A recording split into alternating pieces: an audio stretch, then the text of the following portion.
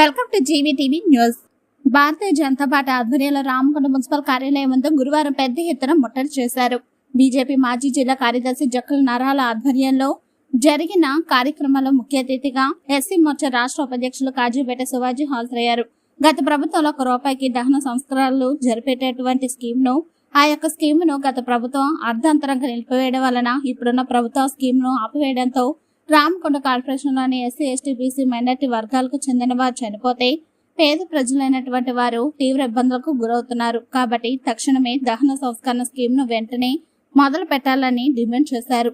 ఈ స్కీమ్ రద్దు చేయడంతో దాదాపు 120 కుటుంబాలకు సంబంధించిన వారు రోడ్డుపైన పడటం జరిగింది. గతంలో ఈ స్కీమ్ మీద పనిచేస్తున్న వారికి ₹26 లక్షల బిల్లు నిలిచిపోయిందని, అది వెంటనే విడుదల చేసి వారిని ఆదుకోవాలని ఇన్ఛార్జి కమిషనర్ కు వినతి పత్రం అందజేశారు. వారం రోజుల బిల్లు చెల్లించుకుంటే బీజేపీ ఆధ్వర్యంలో పెద్ద ఎత్తున మున్సిపల్ కార్యాలయం వద్ద ధర్నా చేస్తామని హెచ్చరించారు.